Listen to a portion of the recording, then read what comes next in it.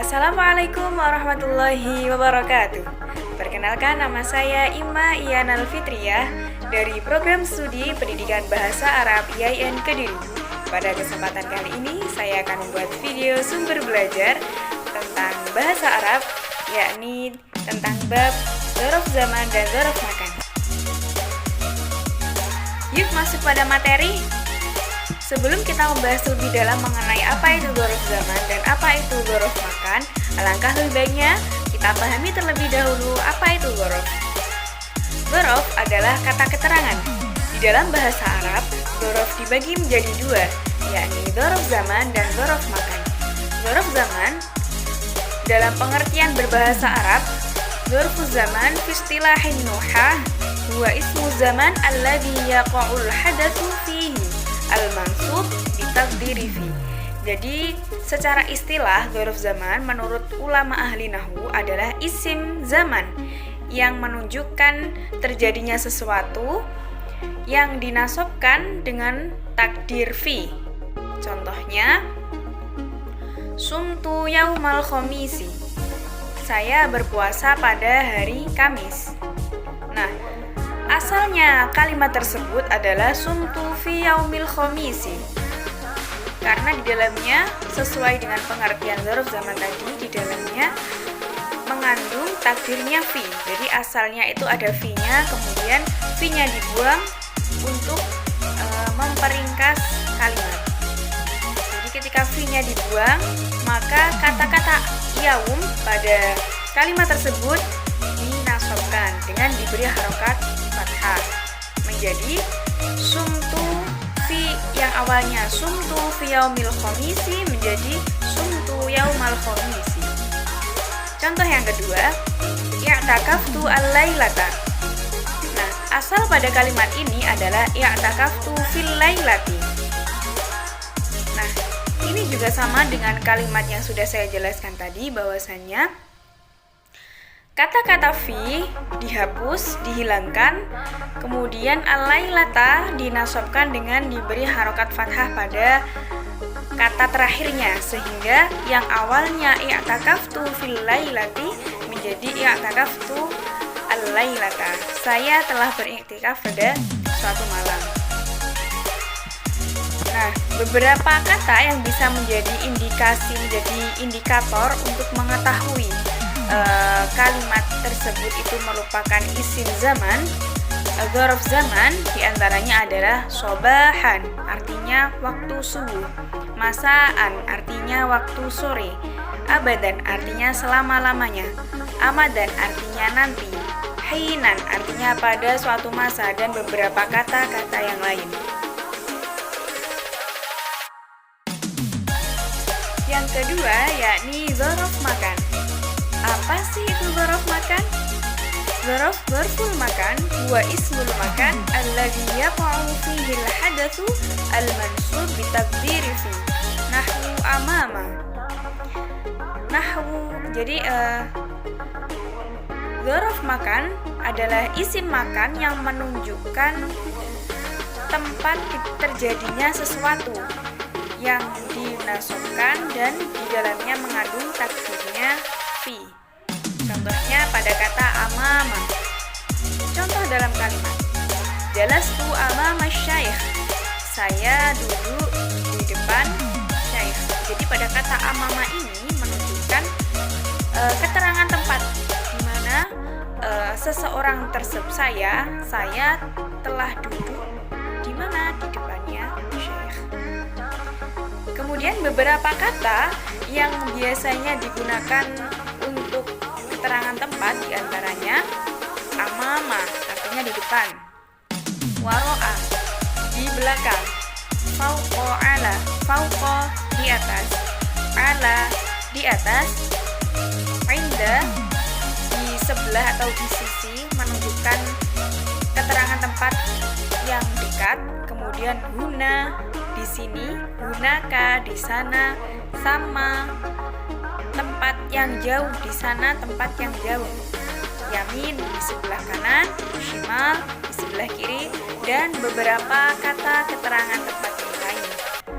Jadi yang dapat kita simpulkan dari materi kali ini adalah dzaraf itu merupakan keterangan. Di dalam bahasa Arab, dzaraf dibagi menjadi dua. Yang pertama dzaraf zaman, yang kedua dzaraf makan. Dzaraf zaman merupakan keterangan waktu.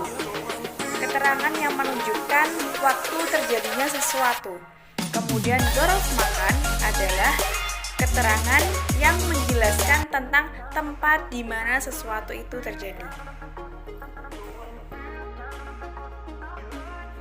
Selanjutnya kita masuk kepada pembahasan teks yang berjudul A'malil Yaumiyati. Ana Khalid atahaddatsu an a'malil yaumiyati minal istiqazi ila an-nawm. Astayqidhu fi as-sa'ati al-khamisati sabahan. Thumma adhhabu ila al-hammam bis-siwak wa atawadda'u fihi.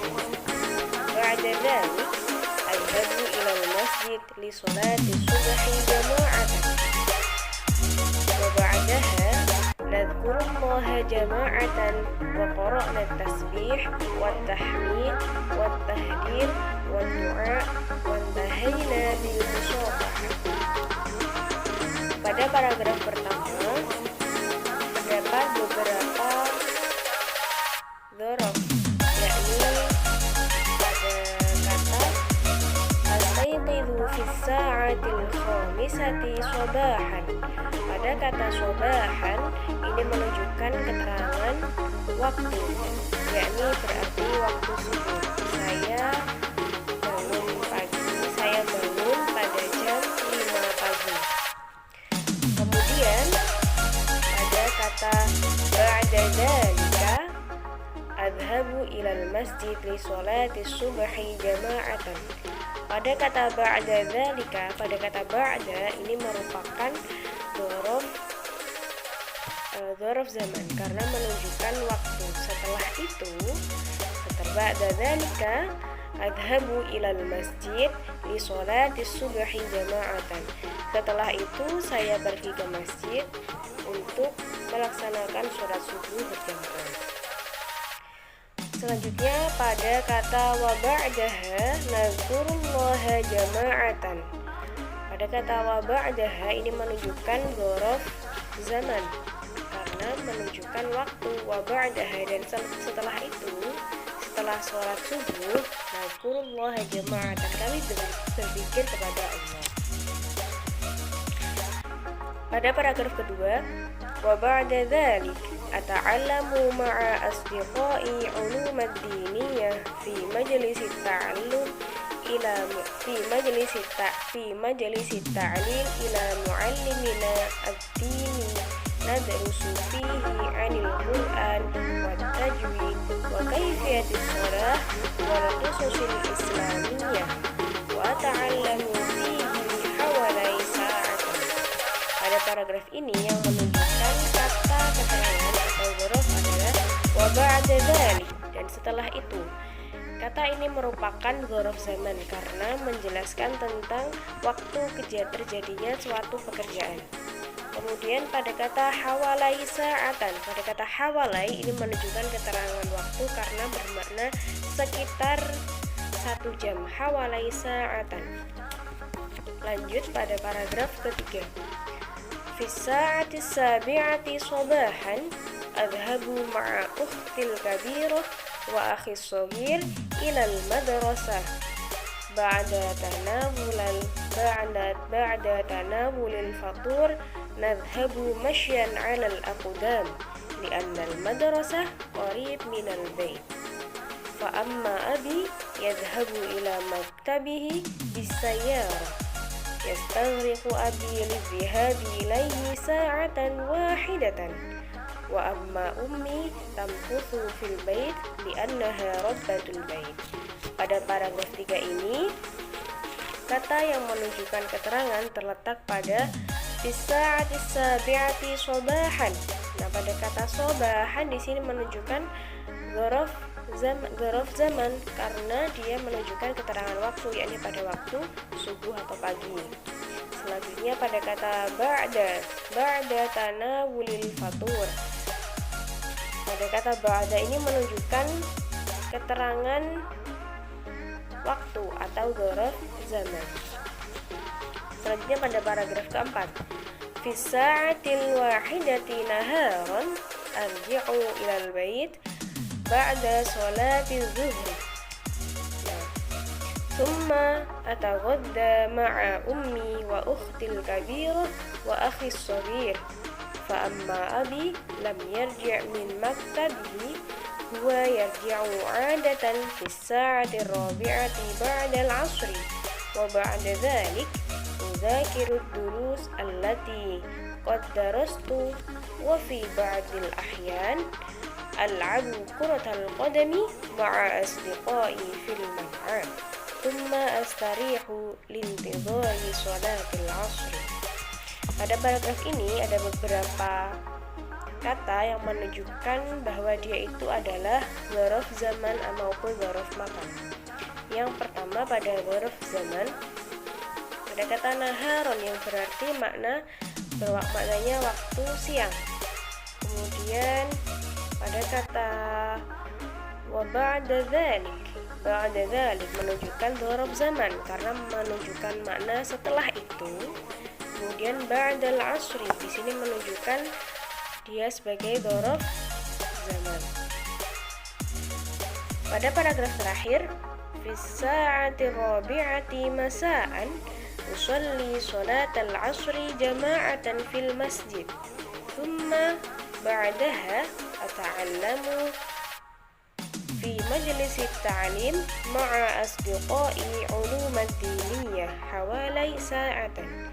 Wa ba'da intahayna 'anit ta'allum nahnu nal'abu thumma narji'u ila baitina. Indama wasaltu ila al-bait ajlisu ma'a usrati fi ghurfatil julus nahnu natahaddath masrura. Pada paragraf terakhir terdapat beberapa keterangan zaman, keterangan waktu, yakni pada kata masa'an di waktu sore. Kemudian ba'da menunjukkan dzaraf zaman, serta hawalai sekitar hawalai sa'atan sekitar 1 jam. Jadi setelah kita membaca teks tadi, kita bisa menganalisis dan mengetahui beberapa kata yang menjadi indikasi dzaraf zaman dan dzaraf makan. Namun pada teks ini tadi kita lebih banyak menemukan kata yang dia termasuk ke dalam klasifikasi dzaraf zaman. Terima kasih atas perhatiannya. Wassalamualaikum warahmatullahi wabarakatuh.